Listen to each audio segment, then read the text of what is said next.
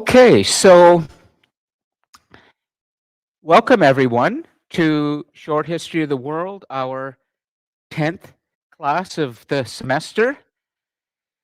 And today we have a big moment in world history to really understand, and that is the conquest, one of the most consequential events in the story of humanity, and that's when the two halves of the planet come together, the Eastern Hemisphere and the Western Hemisphere. I will get to that in a moment. First, let's just see who's on board, and while Maureen gets us set up, we can make sure that we know who's on the spaceship uh, this afternoon, just into the afternoon. So let's do our usual pass the mic around. That seems to be what is working, or seems to be working. And first we'll go with our inner circle.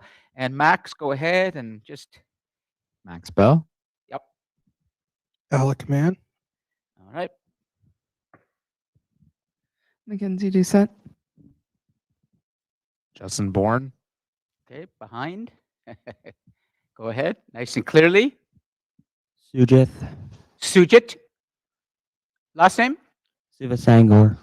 Thank you. My name is Yang Feng. Yongfeng, excellent. Jim Cannon. You're over there today. Yeah. Okay. You want to hand the microphone over here?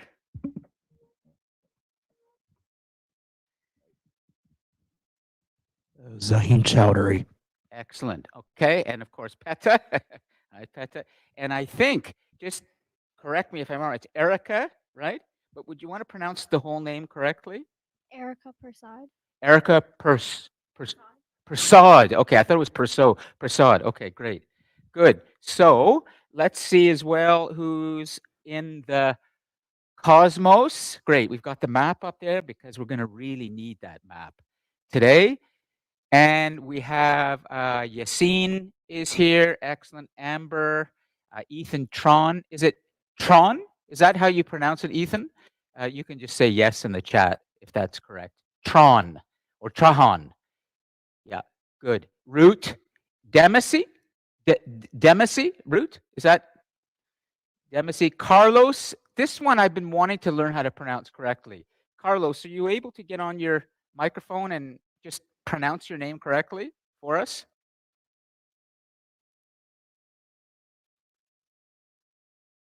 Sounds good? Okay, well, anyways, Carlos Ilael Bernab, or we'll just refer to you as Carlos for now, okay? And of course, Alex, good.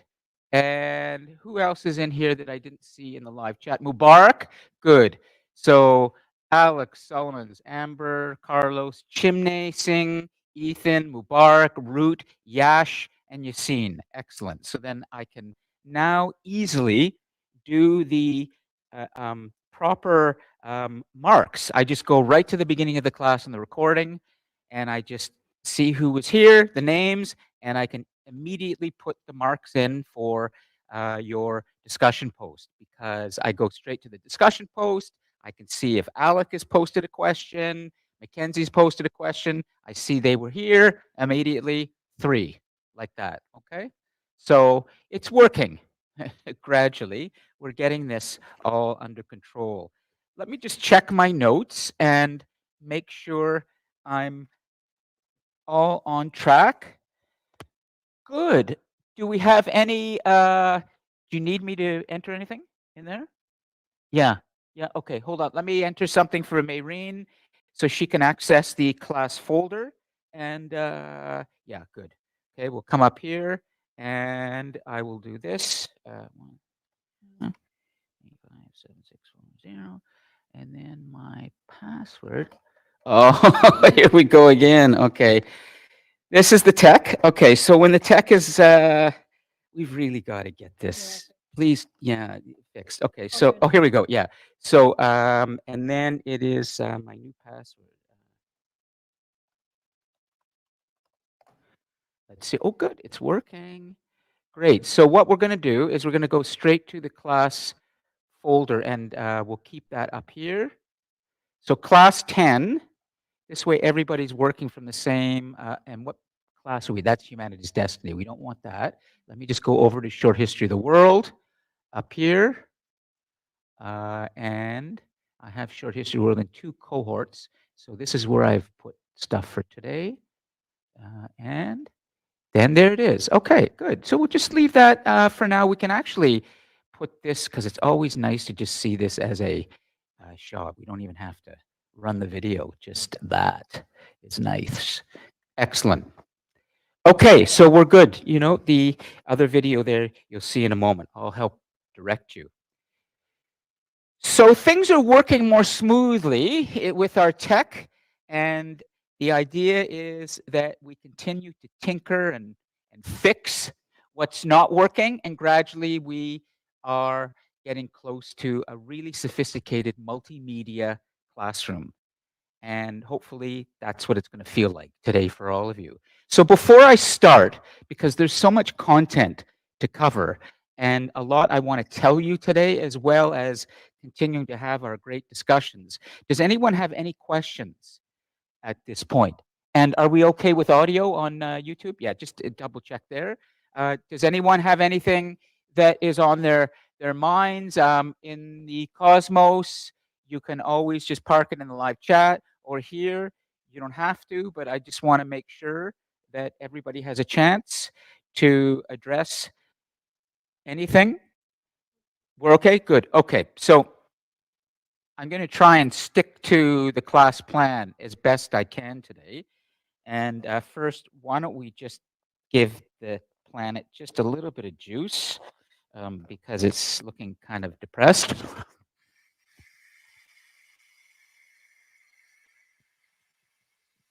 I don't want to fill it up completely because I don't think that's very accurate. I think the planet should just look a little bit depressed, a tiny bit, okay? But we're going to inflate it with our knowledge and our ideas. So listen, before I get going with a little talk on the conquest and essentially fill in as best I can so much of what we haven't done this semester. There's a lot of content I have not given you this semester just because I felt there were other things we needed to deal with, i.e. living history unfolding in the United States, which is still very much a part of today's class, but also there have been some tech issues. And so it means that there are things that you haven't received, but I have to move the story along. And so I'm going to try and fill in some of the other gaps today as I essentially focus on a very important period, which is going to start around the 1200s or the 13th century with a very important figure in world history that you're going to hear about. And today I'm going to concentrate on this idea of the world coming together, the beginnings of globalization, if you will. But at the same time, it leads to this whole phenomenon of conquest and domination in world history. And it's when the Eastern Hemisphere, Europe and Asia, and that whole huge landmass, Eurasia, comes across the Atlantic Ocean and encounters the Americas. And that is usually what we refer to as the time of Christopher Columbus.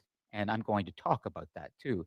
But it actually is more complex in terms of what happened when one half of the planet met the other.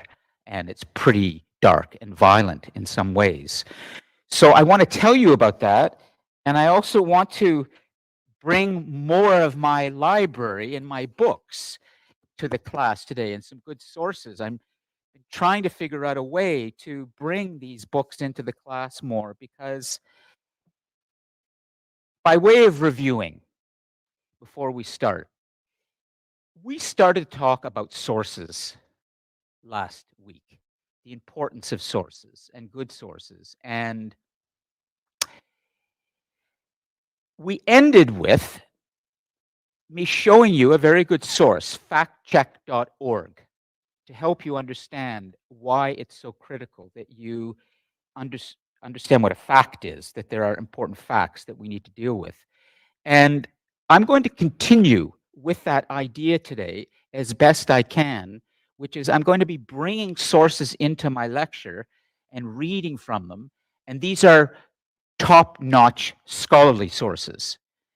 And the reason I'm stressing this idea of sources for you, are we good? Yeah? Excellent. Is because, and this is not my opinion, I'm going to give you an example of something that is quite compelling for you to understand. What just took place in the United States with this existential moment of the re-election of Donald Trump, in some ways, and I'm going to use a very strong word here, but I'm going to give you some proof, is a kind of a fraud on the whole system of democracy. Last night, in addition to many other sources I can explain to you, last night I was checking my sources. And last week I showed you the Steve Bannon. Do you remember Steve Bannon, the aide to Donald Trump, who came up with the idea of this concept that the election is stolen from Donald Trump? Do you remember that at the end of last week's class? Well, last night I happened to watch an interview, and I highly recommend this. There is a television show called Frontline on the public broadcasting system in the United States, PBS. And it's an award-winning, historically credible, respected journalistic institution, Frontline. It's a great program. Do any of you know the show The Fifth Estate on CBC? Have you ever heard of The Fifth Estate? Okay, The Fifth Estate. The Fifth Estate, and let me just talk for a second, okay, and then we'll come. Frontline and The Fifth Estate have been on television for decades. The Fifth Estate is one of CBC's longest running programs in its history. And this is where we see excellent journalism, television journalism, not print journalism, that's something different, but excellent journalism. Last night, I wanted to check something, and I discovered that Frontline has been posting as a way of helping the public understand more about its episodes. They've been posting full interviews with the people in its shows who are then used in the shows as just clips. So imagine somebody's interviewed for, 2 hours. There will be maybe a clip or two taken from that interview that will be put in a documentary that Frontline shows for 60 minutes or maybe 90 minutes. But Frontline has started to post the full interviews online, so viewers have access to the complete interview with somebody. And last night I happened to watch an interview that was done with the former political reporter for the Washington Post, who became the chief correspondent of elections for CBS News, Robert Costa, I think is his name. And he presented something that I would like to show you, but it's just going to take a little too much time to tee up. Maybe I will show in a moment, but he gave the most compelling secondhand account of a meeting that took place between Donald Trump and Mike Pence on January 5th, the evening of January the 5th. Now, this is incredible history that he was recounting. I am almost certain that Robert Costa's source was Mike Pence himself. Let me just explain something here so you understand why I'm telling you this now about sources. I'm about to tell you about a meeting that took place between the President of the United States and his Vice President the night before there was a riot at the Capitol building on January 6th. And you are all familiar with the riot that took place? We've talked about that. Okay. In this meeting that Robert Costas recounts, Mike Pence came to the meeting and sat with Donald Trump. And according to this account,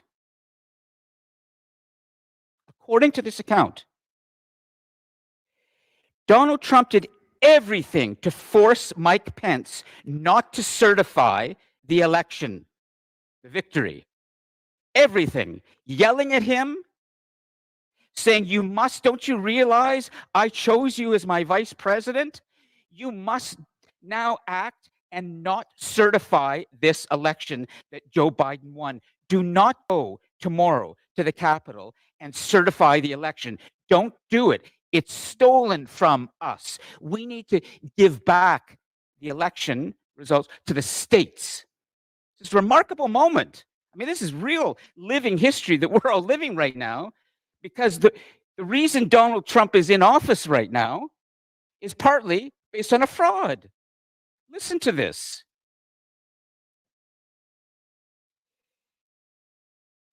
He is hectoring his vice president. Do not go and do that. And his vice president says, I can't do that. It's illegal. It's not constitutional. You lost the election. And Donald Trump is saying, but Mike, you've got the Proud Boys out there who are gathering for the protest tomorrow, the Oath Keepers. These are the white supremacists. They're getting ready to riot tomorrow. They're here because they believe it was stolen, and they want to stop the certification of the election. And Mike Pence said, I can't do that. I can't break the law. It's illegal.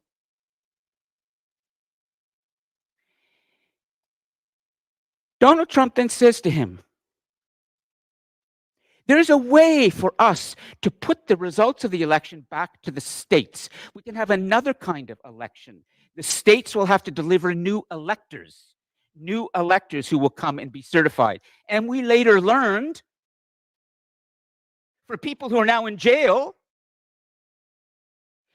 that fake electors had been gathered and they were about to be delivered to the Capitol as a way to justify that Donald Trump won. In other words, these electors had been made up. We learned that later. Mike Pence said, no, I won't do it, and he didn't. And the result was this riot that took place, in which the Oath Keepers and Proud Boys and others attacked the Capitol, and they went in and they said, we want Mike Pence. We want to hang Mike Pence. Wow. We later learned from recordings that Donald Trump called individual states and said to them, find me the votes. Anywhere. Find me the votes. The fraud that we must be so conscious of is when people come to power and they manipulate the law. And then they use propaganda and slogans to make people believe something. This is why Democrats and humans in history killed kings, why there was revolutions of democracy in France, in Britain even before that, in South America, in all parts of the world, to stop this kind of tyranny from returning, from men seizing power, manipulating the levers of power, and then using slogans like the great Pharaoh of Egypt, King Ramses, with all of his incredible statues saying how tough and strong he was. It's propaganda. And for 4 years, while Donald Trump was out of office, He maintained this fiction that the election was stolen from him, and it was all because he could not get what he wanted. Mike Pence did the right thing and refused to break the law in order to keep him in power. Remarkable moment. I will find that interview for you, so by the end of today's class, you can see it, because I feel it's my responsibility as your educator at a historical moment in democracy to open your eyes to when there is abuse of a system. Our great democracies that are so messy and still in the process of being developed. And you saw last week, just a little bit, from factcheck.org, when I began to go through the list of Donald Trump's achievements during his first administration. He did not save the economy. He did some good things, some bad things. Beware. Beware of the God kings, the tyrants, coming to power and forcing you to believe. And if you don't believe, and you don't stand up to them, and you don't do what Mike Pence did, which is, I refuse, I defy you. Apparently, he walked out of the office, from the Oval Office that night, and people said Mike Pence was white as a ghost. He felt he had let Donald Trump down. He was so close to Donald Trump. He was his vice president. He believed in him. But at that moment in history,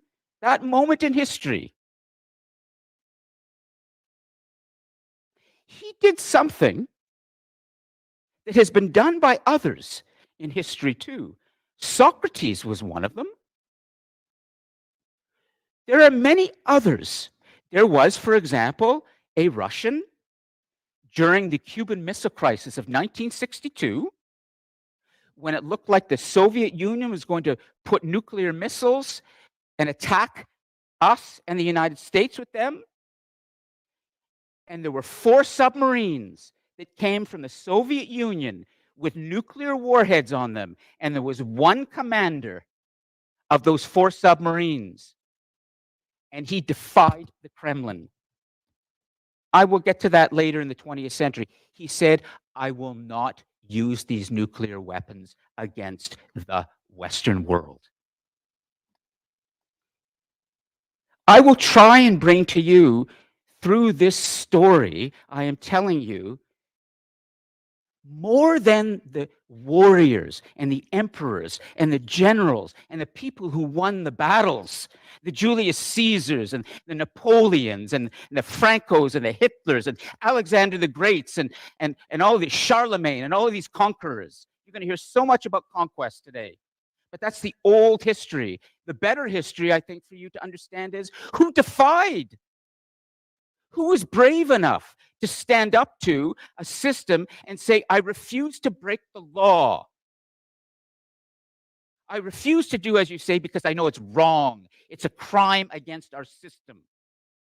This is why it has been said, and I will conclude with this, that if ever there was a 13th commandment, an 11th commandment in the 10 commandments, it should be, thou shalt not be an innocent bystander. Thou shalt not be an innocent bystander. Mike Pence stood up to Donald Trump at that moment when Donald Trump is pointing out the window, and they could hear in the Oval Office the Oath Keepers, all these big white supremacists coming in armed with guns, ready. The Oath Keepers, all these guys have gone to jail now. They could hear the crowds in the street, and Donald Trump is using that to intimidate Mike Pence and saying, they're here, do what they say. And he stood up to it, walked out and said, I will not decertify this. I will certify this election. And the rest, well, is history. Donald Trump lost. But now he's back.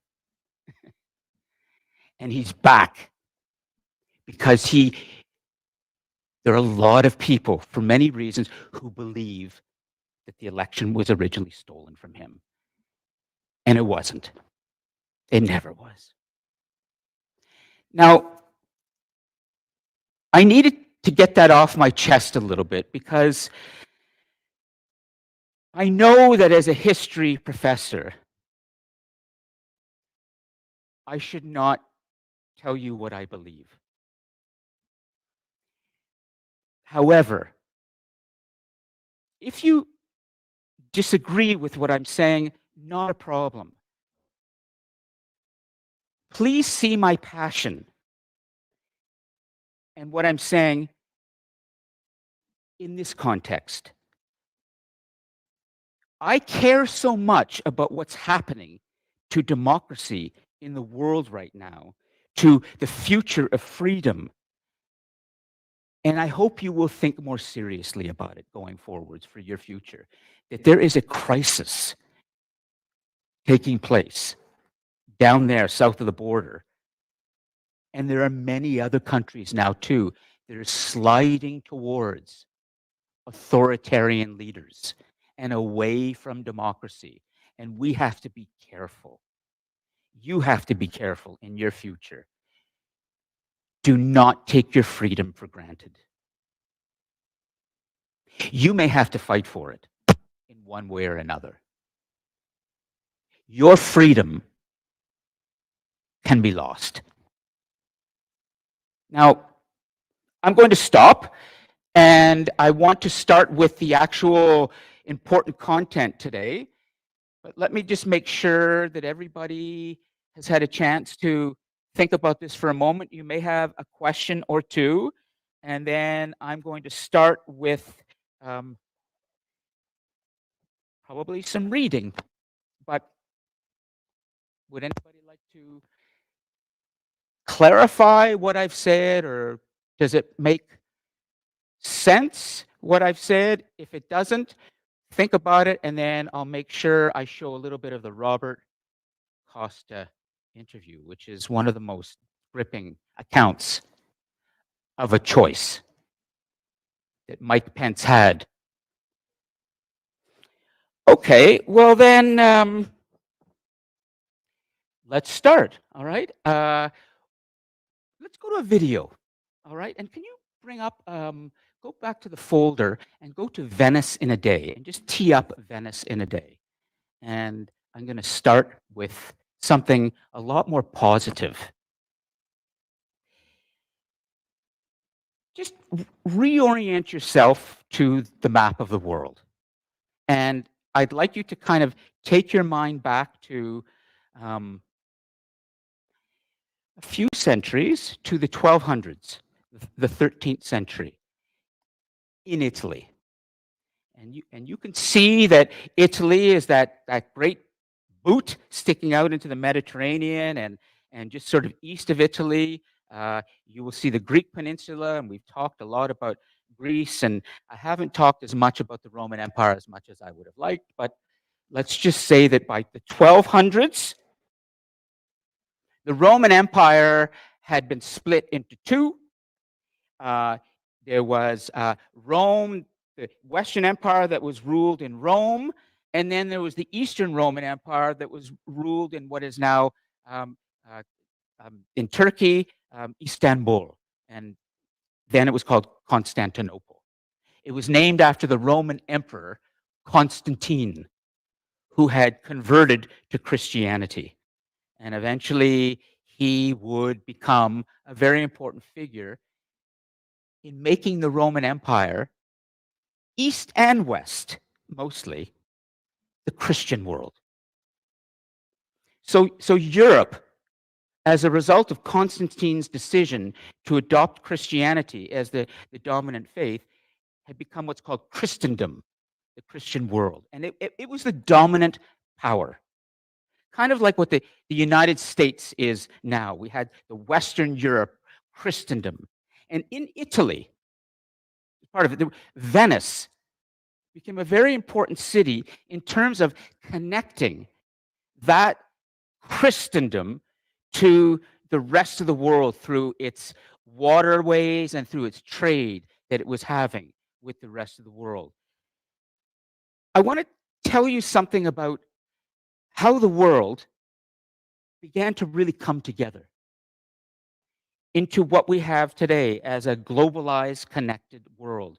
And there are individuals in this story that are really important. And the one individual I want to start with is somebody you've probably heard of before, but I want to explain a little bit more about him, and his name is Marco Polo.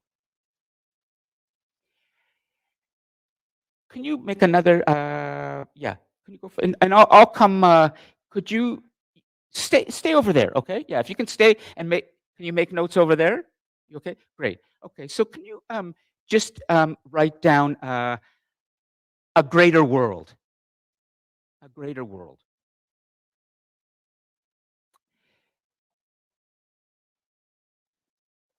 Let me just make sure this is working here. Oopsie, okay, hold on. And we'll get the audio. Good. History is made up of the decisions that individuals make at various points. It's not so much made up of forces, although there are forces there that are moving things along, but individuals, brave individuals, forward-looking individuals, religious individuals, individuals who do things that then move us along somehow.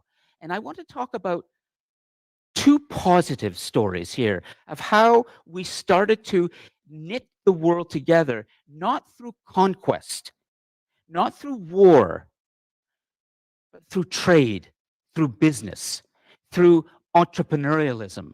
People who start to travel because they want to learn about another culture, and they also want to bring back from those cultures new products and new ideas that they can absorb into their own cultures.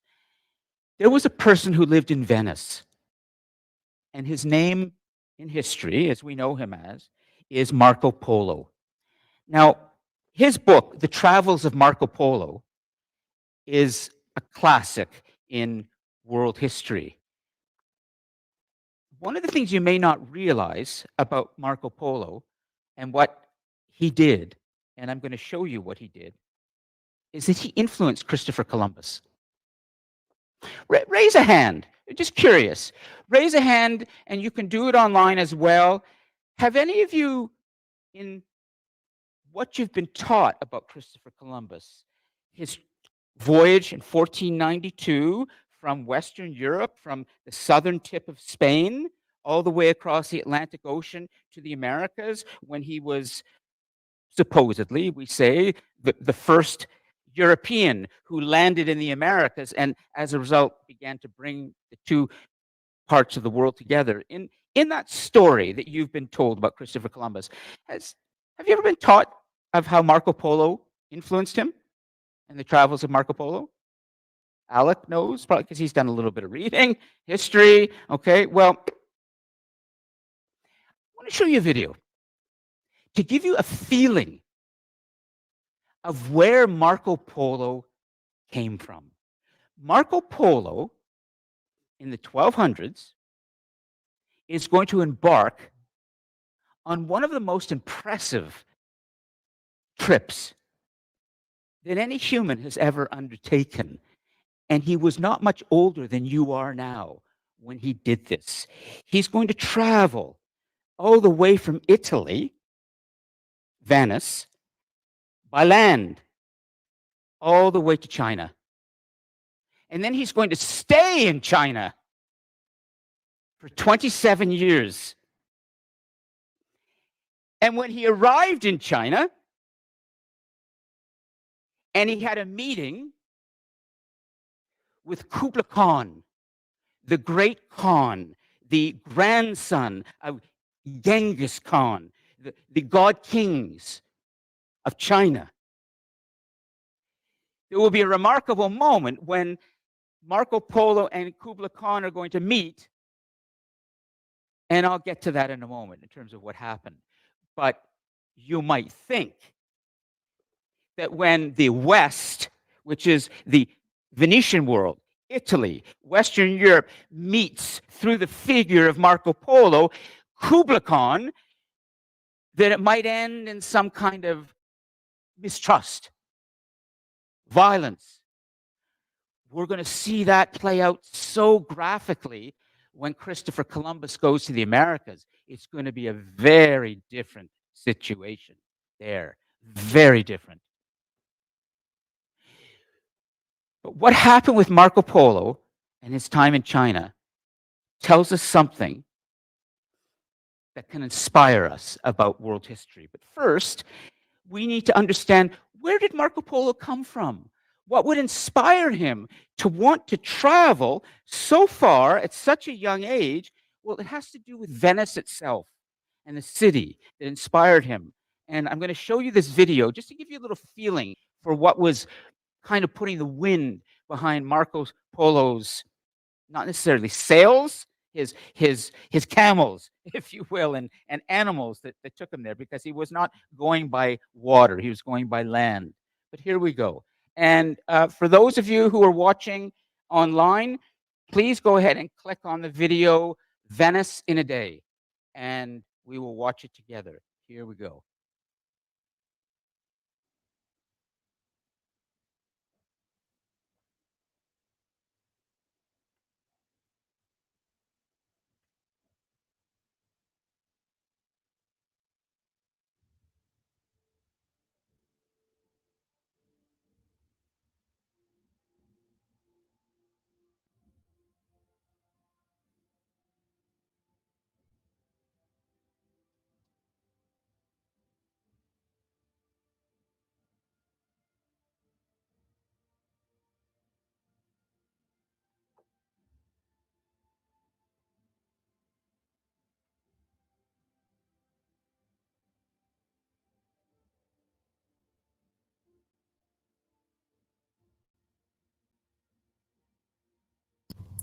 Sir, is the video supposed to be in the contents of week 10?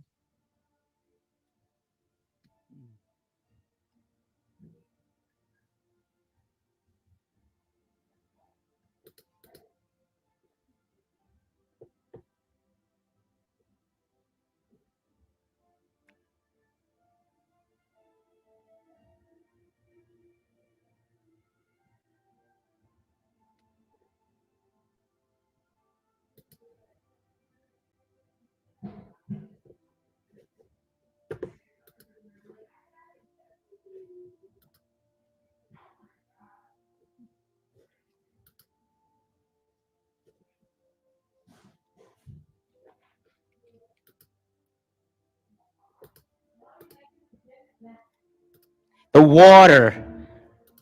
The water is so important in the story of how it connects and inspires and makes people dream about other worlds that are beyond their own. And Venice is all on water. It's a city built on water.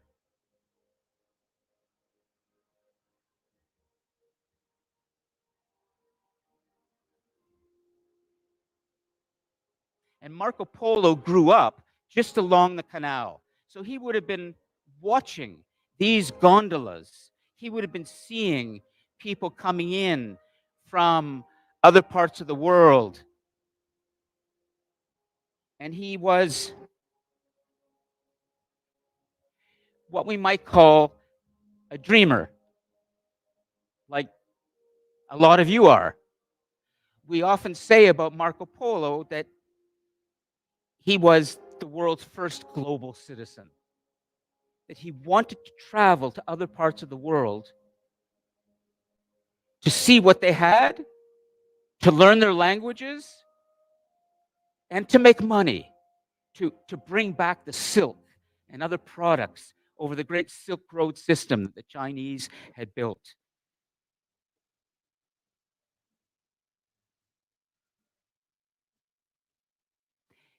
Do you want to just write down Marco Polo, the first global citizen? When Marco Polo came back to Italy 27 years later, after having been hired by Kublai Khan to become his emissary, he wrote this book, The Travels of Marco Polo. It is authentic. Some have questioned its veracity, but we now believe this was authentic. He wrote this in jail while he was back in Venice, and apparently it was dictated to his cellmate. That's what we're learning. When he was there in China and arrived,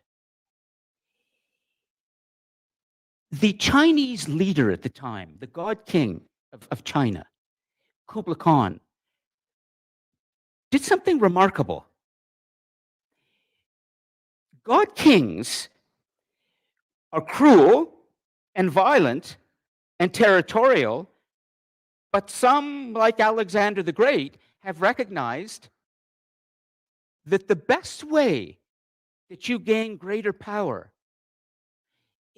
is not by conquering and destroying other cultures, but by learning from those cultures and absorbing them into your own, their ideas. And so Kublai Khan was impressed with Marco Polo when he met him for the first time, because Marco Polo spoke a little bit of the language. A little bit. But he also impressed Kublai Khan with his courage in having traveled this far and essentially enduring many mishaps, accidents, difficulties. People who had come with Marco Polo at the beginning gradually went back to Europe, and it was Marco Polo all alone who was there meeting with Kublai Khan.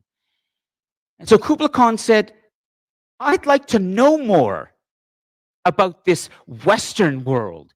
I'd like to know more about Marco Polo and where he comes from, and vice versa. And so Kublai Khan hired him to travel around the Chinese Empire, the Mongolian Empire at the time, and then to report back to Kublai Khan what he witnessed. The Mongols had conquered so much of the Eastern world, they will eventually create the world's largest land empire in history. And the leader could not manage it all. It was too big.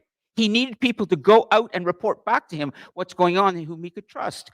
It was for that reason that the Roman Empire had been split as well. It was too big. It had to be split up. Marco Polo and Kublai Khan entered into a remarkable relationship in world history. And the result is that when Marco Polo came back,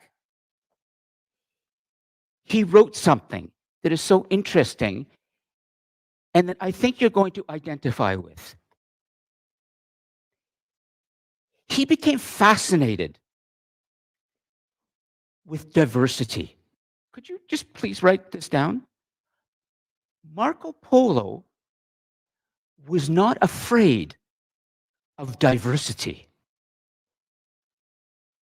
of different cultures. Quite the opposite. The travels of Marco Polo, the beginning. Yea, emperors, kings, dukes, marqueses, earls, and knights, and all other people desirous of knowing the diversities of the races of mankind, as well as the diversities of kingdoms, provinces, and regions of all parts of the East. Read through this book, and ye will find in it the greatest, most marvelous characteristics of the peoples, for this book will be a truthful one. He was an eyewitness. He was the first person who went from the West to the East and then came back and told the West, this is what he had seen, this is what he had done. And he showed people through his testimony that there's a much bigger world with different cultures. And he wanted to tell the Western world about that. The reason this is very important to know is because this idea of being curious about other cultures, of learning other languages, of traveling to other parts of the world, and wanting to bring back to your part of the world what you saw and what you experienced is exactly what every single one of you wants to do. Let's see. Let me check. Let's go online for a second, okay? Alex, are you ready to jump on your microphone? Somebody, please use your technology today so we can Yeah. bring you in. If not, I'll go in person. Forget it. Don't worry about it. I'll stay in. It's all right. Can they? Oh yeah. Okay. Good. Thanks. Alex, can you jump on your microphone? Yeah. Did it Excellent. work? Excellent. Excellent. Good. Thanks. Oh. Maureen's got it. Okay. Alex, can I? Were you following what I just said about Marco Polo, and were you able to watch the video of Venice? I couldn't find the video, but I was listening along to what you guys were saying. Okay. I think the reason is because it was posted in the wrong folder. Could you, when you have a moment, just put that link in the live chat and you'll have it. Alex, did you get the idea that Marco Polo represents a different kind of person in the human story? Somebody who's curious about other cultures, wants to travel there and learn and bring that knowledge back to his own culture. This is somebody different than the people we've been talking about. Did you follow that? Yeah. He is an explorer. He wanted to learn about the world and whatnot. Yeah. Okay. Alex, would you say that you feel a bit that way too, Yeah. as a person? yes. Would you like to travel? Yeah. Yeah. I like learning about different places. You like to learn about different places, different people. And does that diversity or that difference kind of inspire you or sort of unnerve you? Define in unnerve. Unnerve sometimes? Sometimes would you rather have a kind of a wall between you and a culture as opposed to an open road? No. Yeah. No walls here. There was the Silk Road system, a network that had been built by the Mongols.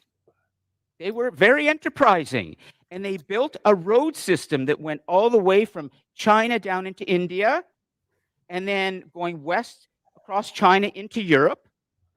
The Silk Road system. And on this system were all sorts of traders who were going back and forth between those parts of the world, trading in products, trading in ideas. And in a moment, you're going to see, for example, that Christopher Columbus never could have gotten across the Atlantic Ocean without a Chinese compass.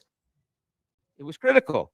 Chinese technology started to come from the Eastern world to the Western world and vice versa, because there was a road that was open with no walls that was beginning to link those parts of the world. And Marco Polo really took advantage of that and traveled. Let me ask a student here or two about that idea of wanting to travel and see other cultures. Sham, would you like to do some traveling? And where would you like to go? If you had a chance, where would you like to go? Norway. Norway? Yeah. Norway? Why Norway? Well, I have family in Norway that I haven't seen in a while, and also I do want to see the lights there, the Northern Lights. So you have a part of you that's Norwegian? Well, no, like because I'm from Sri Lanka, Yes. so part of my family moved here, and my uncle moved to Norway when he left Sri Lanka. So that side of my family lives there. Well, I'm just going to run something for you up here. Great. So you're kind of curious. You're kind of curious, okay? And Young, it's Young, right? Why are you here in Canada and not back where you come from? That's a very good question because years ago I moved to Canada, so I just want to know what's actually from one culture, maybe one country to another country, and see what's the differences in this world. So actually, yeah, No, I just wanted to explore because it's so many years ago, so I come to here. So Just hold the Oh, microphone for a second. Are you from China? yeah, but back Okay. home, yeah. That's China right there, but that's ancient China, the China that Marco Polo went to, from a beautiful, long scroll. The Chinese, with their art and calligraphy and painting, have made some beautiful things. And can you imagine the craftsmanship that has gone into creating this long scroll? It's many pieces that have been put together, but you could actually unravel that scroll and it could be going for all along the sidewalk, like for a long distance. And you'd be walking along it and you'd be seeing the Chinese countryside or Chinese villages at the time when Marco Polo was there. There is a sense of wonder and beauty that comes from encountering a new place, a new culture, and being inspired by it, not to destroy it, not to conquer it. I'm setting a story up for you today that's going to end badly. This is the good part. I want you to remember what you're looking at now, and to also remember what Yong said about coming to another place and perhaps being inspired by what you're seeing here. But you are a person of the world. You're a global citizen. You're of the East and you're of the West, and you've traveled both. You've lived there, now you're living here. This is the modern person, when the Eastern world and the Western world come together. When we think of the East and we think of the West, that's the biggest division that you can make of human civilization. Please look at the map for a moment so you will understand what I mean. The Atlantic Ocean is the dividing line right now. Thanks, Young.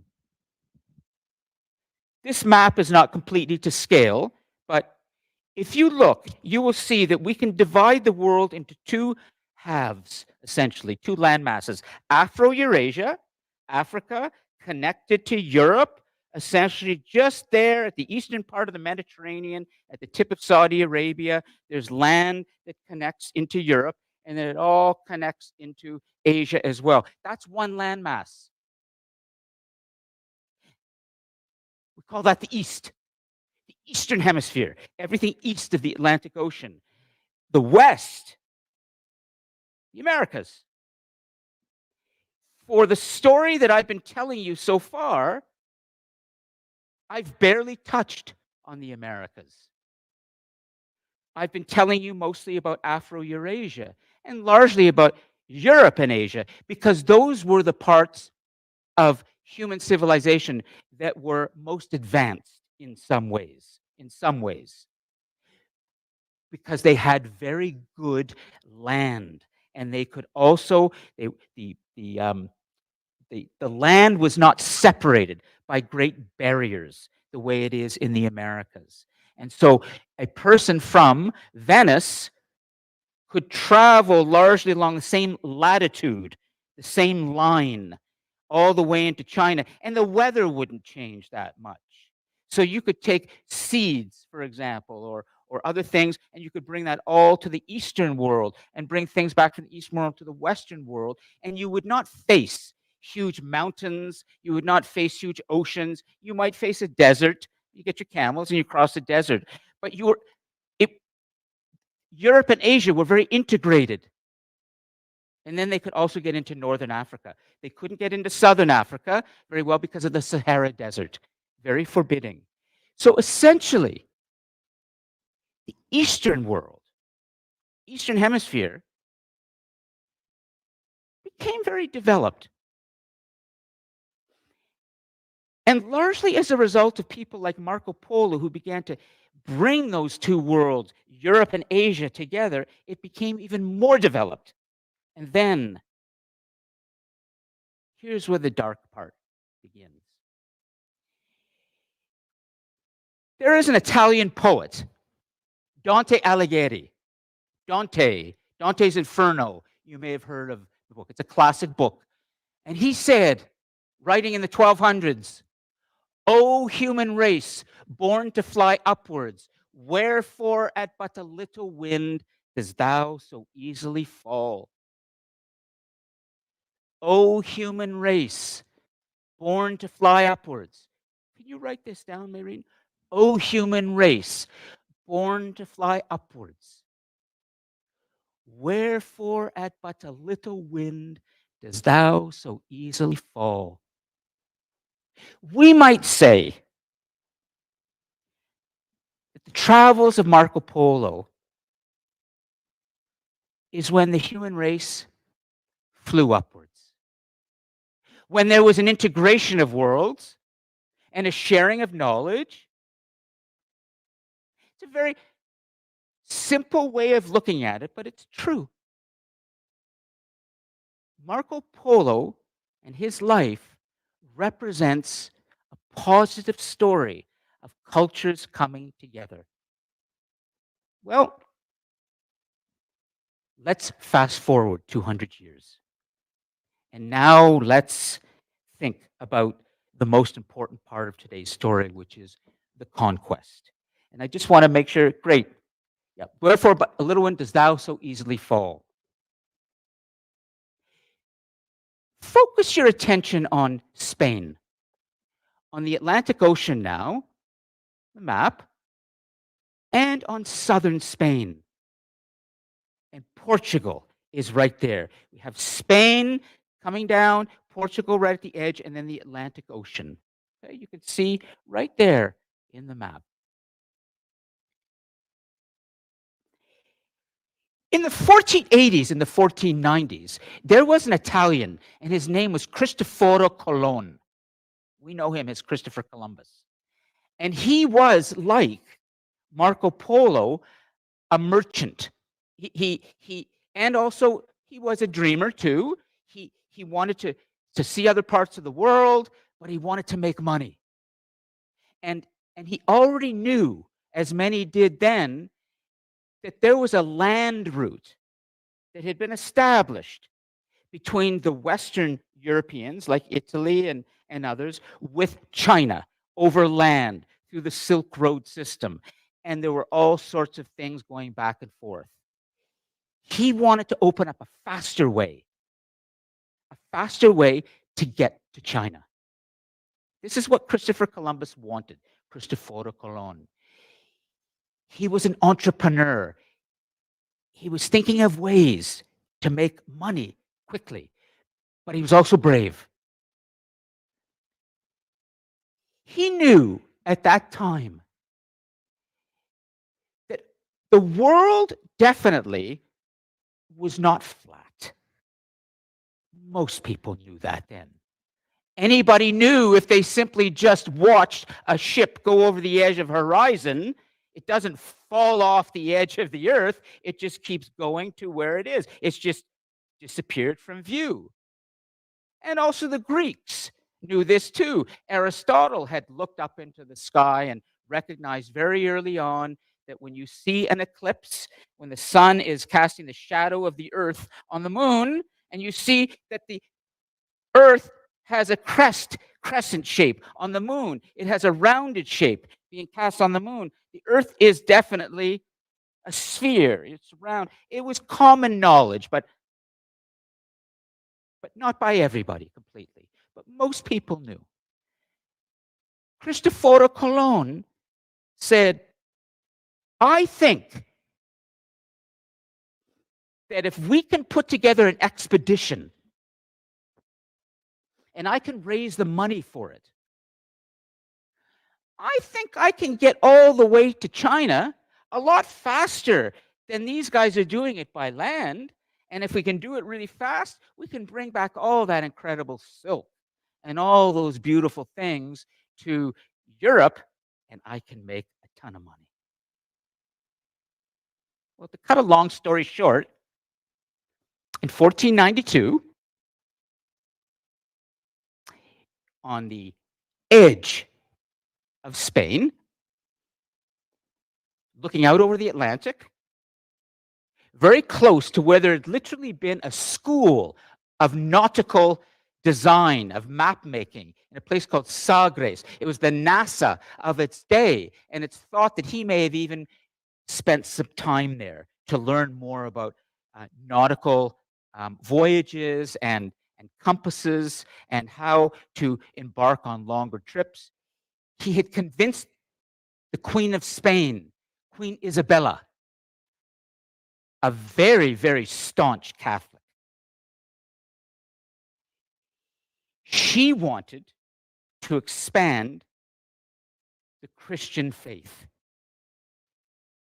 She had been very worried about the spread of Islam, of Muslims who had come up from the Saudi Arabian Peninsula and over the last 600-700 years, led by the great warrior jihad and the beautiful faith of Islam, but also the incredible conquering spirit of the warriors who had followed Muhammad, and then the caliphs who came after. They had conquered so much of Europe in lightning speed time. They'd even conquered parts of southern Spain, and this was the beginning of a great collision of religions in Europe between Islam and Christianity, and they would go to war. Terribly savage. But the Queen, a Catholic, she really wanted to give it to the Muslims. She hated them, and the Muslims vice versa. The religious rivalry is just, it's staggering in human history, the hatred between the religions. But anyways, she funds Christopher Columbus, 3 ships she gives him to travel across the Atlantic Ocean. Yes, Alec. Not by the Queen, others he had gone to in Europe. He had gone to other European countries over a period of about 6 or 7 years. He was trying to raise money for this expedition, but he had been denied by others. He might have been denied. I may have to stand corrected, Alec, but the Queen Isabella and King Ferdinand, they very much saw him as a way to find a way to spread Christianity to what they thought was going to be China. They thought Marco Polo, and as a result, Christianity would become more dominant than Islam. It's possible he may have been rejected by them, but he then went back and eventually he got the money from them. I want to stop for a moment to just really make sure you understand a critical point here. In the story of Marco Polo, and when he went to China, religion was not part of this. In no point, when I told you about his encounter with Kublai Khan or the reaction of the great Mongol god king, did religion ever play a role? But now, hugely. When Christopher Columbus left in 1492, a papal bull, an edict, was issued by the Pope in Europe at the time, in Spain, Roman Catholic, an official edict. Listen to this. This is what he said, the Pope, sanctioned by the Queen. If on your journeys you encounter anyone who refuses to convert to Christianity, you can consider them not human. I'm about to read you something that's going to drive all of this, an eyewitness account of something. So if you think that's extreme, wait until you hear an eyewitness account of something in a moment, and then you will really understand what happens when we don't open ourselves to other cultures, when we allow our religions to close us down. Columbus went across the Atlantic Ocean for many weeks, thinking all of that time, if I continue with my 3 ships and my Chinese-made compass, I will land in the Orient. I will land there very soon. And when he eventually did discover land, he believed right until his death that he had always landed in the Orient, if you can believe this. But he did. I can't explain exactly why he believed this till his death, but when he landed in the what we call now the Bahamas, Barbados areas in the Caribbean, his mission at that time was very motivated by what the Queen had asked him to do and what the Pope had also commanded him to do. And that was, first, for his own purposes, find gold, find silver, because he'd heard that there was so much gold and silver in these parts of the world. It had been called El Dorado, the place of gold and abundance. When he was met by the indigenous peoples, the Taino Indians, as they would eventually be called, in that part of the world, they came out to meet his ships. He would write back eventually to Europe in his letters. These people were quite gentle. They would make good slaves. He said this. These are his own words. He asked them very early on, could you lead me to where we have heard there is the gold and the silver, because we understand there is a lot of this material here, and would you help take us there? His reaction to the indigenous peoples at that moment was very different from Marco Polo. It was, what can I get from them? What can I take from them? And in addition, he was supposed to find out if they knew anything about the Christian faith, which of course they didn't, because this was their first encounter with this in other world. It's like two planets coming together. Eventually, the Taino Indians refused to give Columbus what he wanted, or they couldn't, even though they tried. And some of them committed mass suicide. We will see this play out in the great transatlantic slave trade that's going to develop now. We will get to that in Humanity's Stain, where there will be millions of African men who are taken from their African villages and communities, often sanctioned by the African tribal chiefs who were bribed with whiskey, liquor, and guns. And these men will be put into ships. And when they unshackle themselves from the ships during the time across this great, terrible global industry called the transatlantic slave trade that's coming, some of them will jump off the ship and kill themselves before they get to the Americas. But that's later. Columbus and others who followed him set the precedent.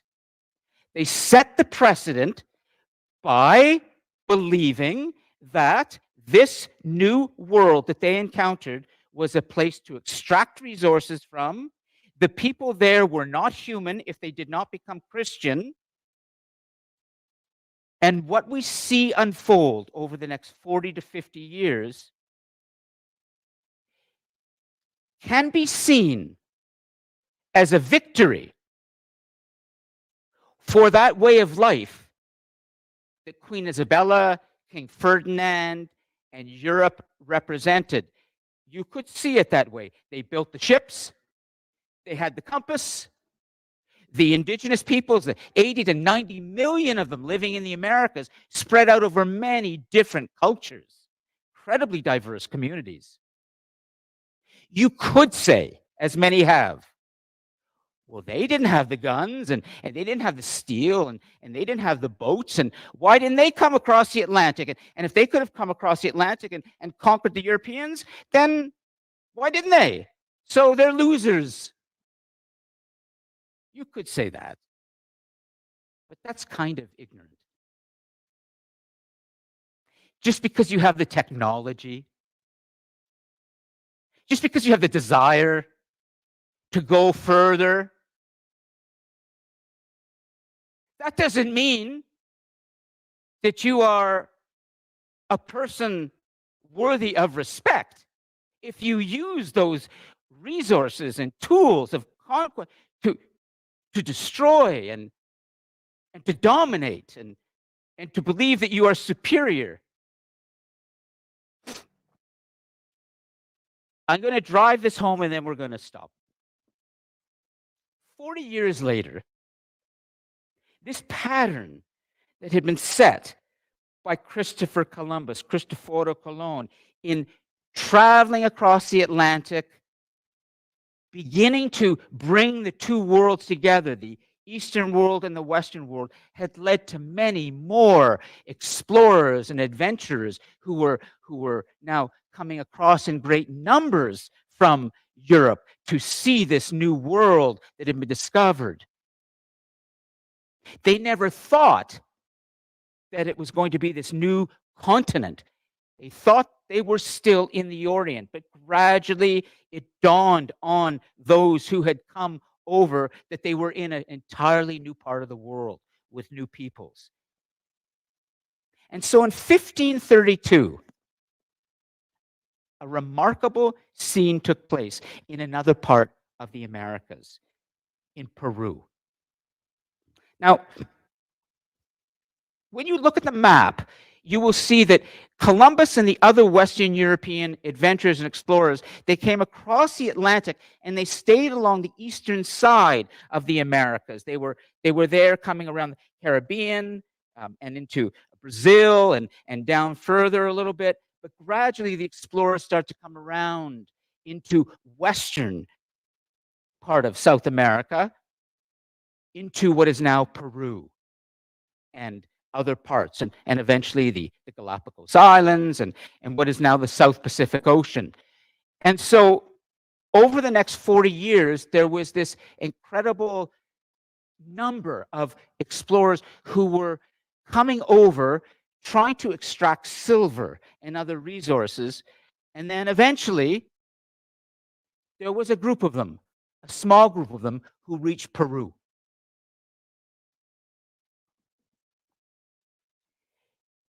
I'm going to end with a reading from another excellent source. And I'm going to give you an eyewitness account. How many of you have ever heard of the book Guns, Germs, and Steel? Guns, Germs, and Steel. Mackenzie has. Maureen has. Have any? Alex, you have? You've heard of the book Guns, Germs, and Steel? Excellent. Did you read it? Did you like it? Or you just heard about it? I only heard about it. I've yet to read it yet. All right, good. Well, this is a work of great scholarship, Guns, Germs, and Steel, written by a professor from California, Jared Diamond, who had spent a lot of time studying tribal cultures. And he did some research, found primary sources, eyewitnesses, who were part of an expedition that landed in Peru in 1532. As it turned out, there was a Spanish conquistador. His name was Francisco Pizarro, like Christopher Columbus. Very brave, very violent, very superior, believed in the superiority of the Christian race. And when he arrived in Peru with just 200 of his men,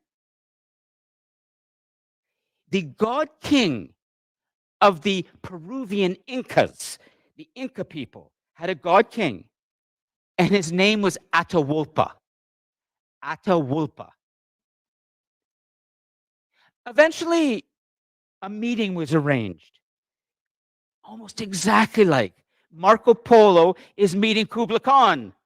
But now it's going to be Francisco Pizarro is going to meet Atahualpa in the plaza of Cajamarca in Peru. The two worlds coming together. 200 conquistadors and about 80,000 Incas with their god king brought on a kind of platform to meet with Francisco Pizarro. I didn't have enough time today to put this picture of the book up here, but I'll do this a little bit later and I'll simply describe it. Pictures aren't what matter as much today as the words, what I read to you. Eyewitness accounts. This is the best history. As it happens, Francisco Pizarro, like Columbus, wrote a lot.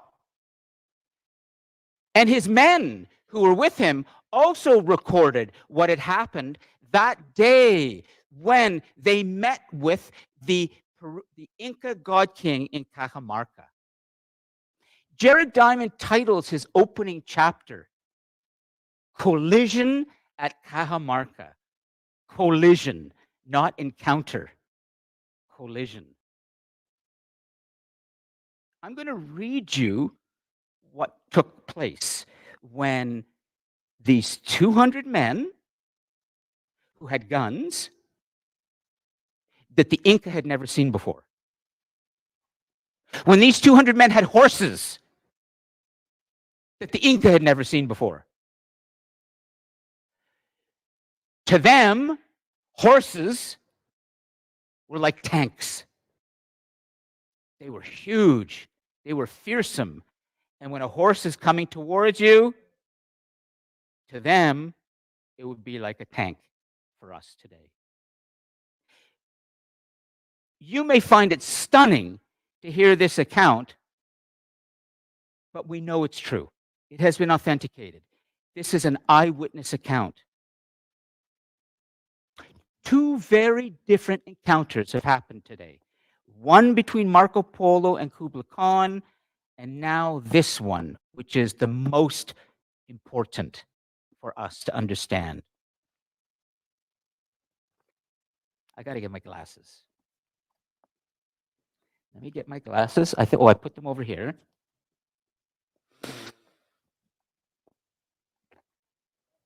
(1532). The Eastern world meets the Western world once again. They've never met each other before. 40 years have passed between the time that Columbus came over and now Pizarro has come over. Columbus, we know, had read the travels of Marco Polo. Today, you can go to the museum in southern Spain and you can see a copy of Christopher Columbus's Travels of Marco Polo with his annotated notes. He was inspired by that, but for very different reasons. Francisco Pizarro was inspired by Christopher Columbus, but for the same reasons. Here's the account, 1532, collision at Cajamarca.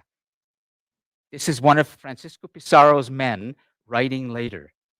200 men with guns and horses, 80,000 or so Inca warriors with their god king, but they only have, wood weapons, spiked clubs essentially.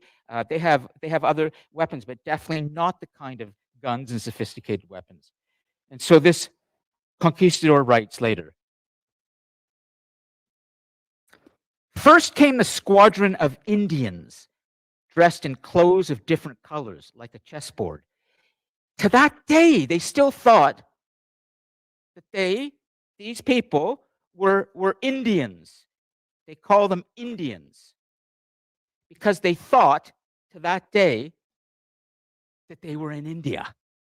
Even then, China, India, this is where Columbus and others thought they had gone. That's why Columbus, right to his death, still thought that he'd been in India. So they call them, that's why we call them Indians, the people in the indigenous world, because of Columbus and others thinking they had landed in India. We know that's not true. First came a squadron of Indians dressed in clothes of different colors like a chessboard, and they advanced, removing the straws from the ground and sweeping the road. Next came 3 squadrons in different dresses, dancing and singing. Then came a number of men with armor, large metal plates, and crowns of gold and silver. So great was the amount of furniture of gold and silver which they bore that it was a marvel to observe how the sun glinted upon it. You could practically see him salivating at the gold and silver because that's what these guys wanted. They didn't care about the culture. They didn't learn the language. They just wanted the gold and silver. So great was the amount of furniture of gold and silver which they bore that it was a marvel to observe how the sun glinted upon it. I love that detail. So much gold and silver, the sun is glinting. Among them came the figure of Atahualpa. In a very fine litter, we call it a platform. A litter is a platform. On their shoulders, all wearing a very rich blue uniform, Atahualpa himself was very richly dressed, with his crown on his head and a rich saddle cushion resting on his platform. He sat on a small stool with a rich saddle cushion resting on his litter. The litter was lined with parrot feathers of many colors and decorated with plates of gold and silver. You see, the Incas, this is going to be part of their fate. They too believed their leader was a god king. They too were under the spell. But watch how the spell of the god king plays out now. Their leader, carry him around. Can't even walk, carry him. Behind Atahualpa came 2 other platforms and 2 hammocks in which some high chiefs, then several squadrons of Indians with crowns of gold and silver. How many times do you hear gold and silver? I didn't write these words. It's the conquistador 600 years ago. These Indian squadrons began to enter the plaza to the accompaniment of great songs, and thus entering, they occupied every part of the plaza. In the meantime, all of us Spaniards were waiting, noticing, hidden in a courtyard, full of fear.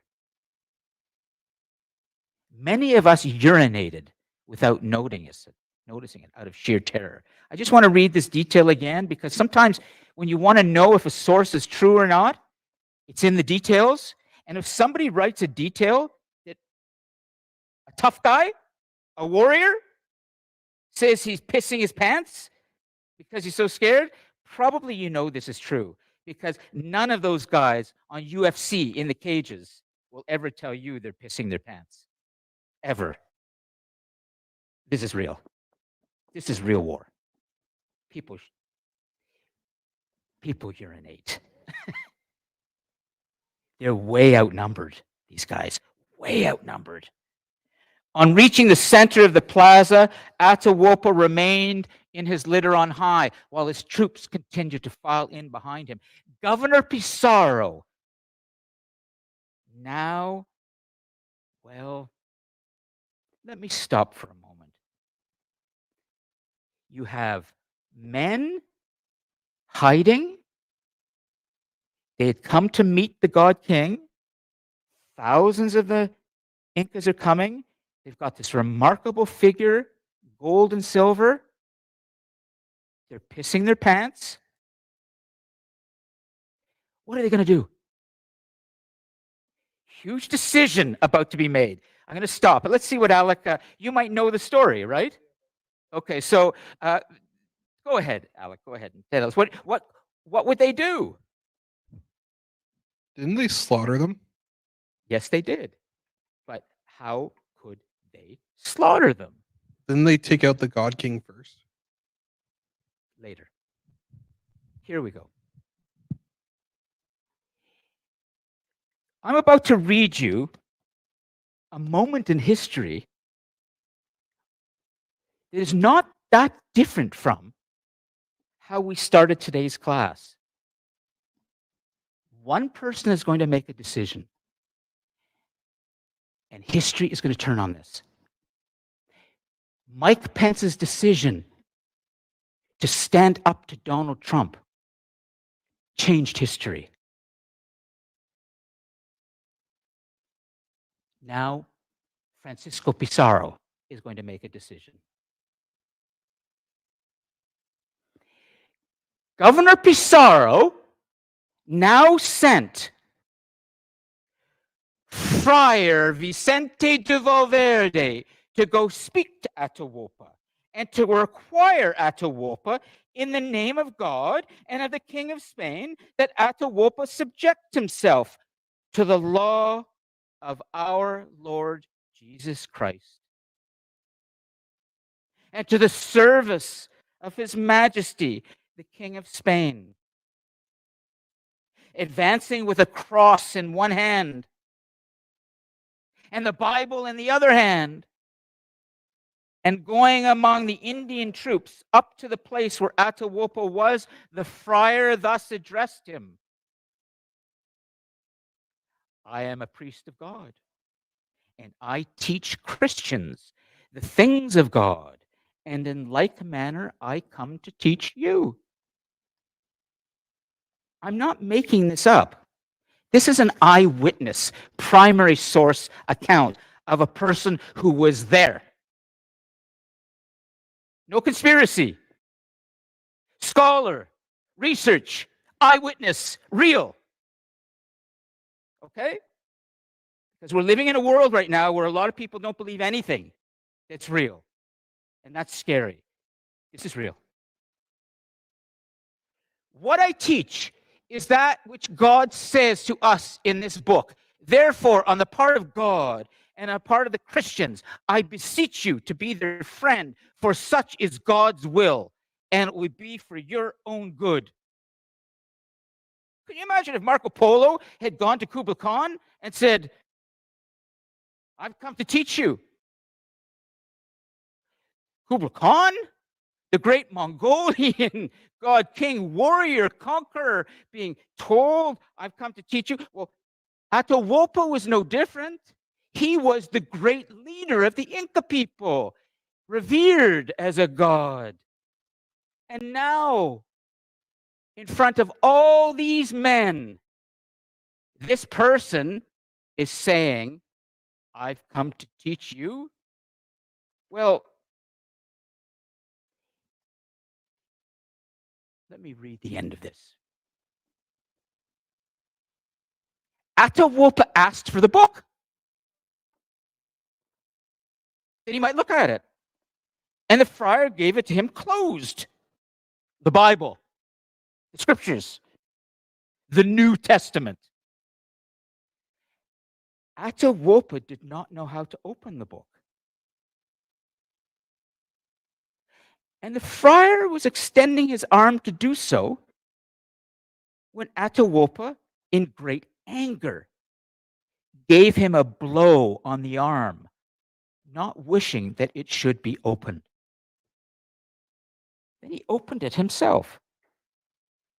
And without any astonishment at the letters and paper, he threw it away from him 5 or 6 paces, his face a deep crimson.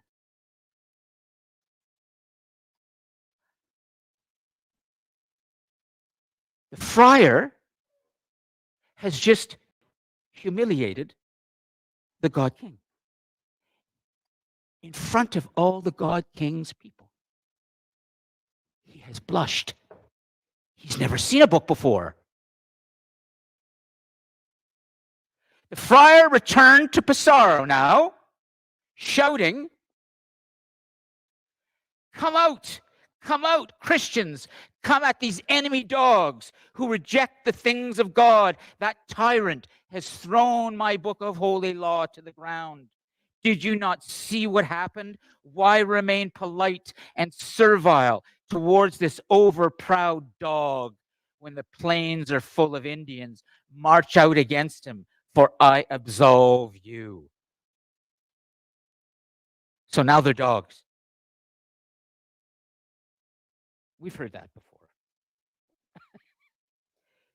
The governor then gave the signal to Candia, who began to fire off the guns. At the same time, the trumpets were sounded, and the armored Spanish troops, both cavalry and infantry, sallied forth out of their hiding places straight into the mass of unarmed Indians crowding the square, giving the Spanish battle cry, Santiago! We'd place rattles on the horses to terrify the Indians. The booming of the guns, the blowing of the trumpets, and the rattles on the horses threw the Indians into panic, confusion. The Spaniards fell upon them and began to cut them to pieces. The Indians were so filled with fear that they climbed on top of one another, formed mounds, and suffocated each other. I can go on. Eventually, Atahualpa will be brought down from the litter. He will be asked, bring us all the gold you have, and we might save you. If you convert to Christianity, we might save you. He brought them the gold. We don't know exactly if he was ready to convert. We think he might have. We think he might not have. I'm not sure it would have mattered. They killed him anyways. Gone. I have to stop. I just wanted to introduce you to something today about how the world starts to come together in what we experience today, which is the global, connected, tightly knitted world. And there may be some lessons in what I've told you today about two central figures. Marco Polo, who went east, Christopher Columbus and others, Francisco Pizarro, who went west. The world became tightly knitted together. As we begin next week's talks, I'm going to take you further now from the 1500s into the 20th century, where you're going to begin to see something that is going to change as a result of this event. But this was a shift in the world that is very significant for all of us to understand. It's the moment when the East and the West came together, and it was largely a violent one. It was a dark one. And the legacy of this today, I will say finally, is in part why we have an Indigenous center next door. Because there were millions of people who were living here before the Europeans came here. And about 90% of them were either slaughtered or they died from the germs that were brought over from the Europeans. In the 1300s, there had been a great plague in Europe, the Black Death. It killed about 1/3 of the European population. When Columbus and Pizarro came over here, followed by others, they brought germs, but also immunity. They could spread smallpox. They could spread the measles. And they knew, in some ways, what they were doing when entire villages and communities of indigenous peoples in the Americas all started to die of terrible plagues that could not be treated. But the Europeans, they were fine. I'd like you to think today about this idea of worlds coming together and about conquest. And I have to stop there. I've talked a little too much today, but this is a very important story that you all need to understand. And I will just check in with you and see if there's anything you'd like to say, because we're a couple of minutes over. Anything you'd like to add? You good? Anything here? Anything online? I look forward to seeing what your question is going to be for the discussion post, the 10th discussion post, and particularly for the students who are watching the recordings or choose to do a full reason. There might be something here. But please don't forget what Mike Pence did. Maybe things would have been different in history if Francisco Pizarro had just done something like that too and said, "Hi, I've come here and I'd like to talk to you. We're just humans." That's not how history works. Okay, I'll see you next week, okay? Have a good day, sir. Take care.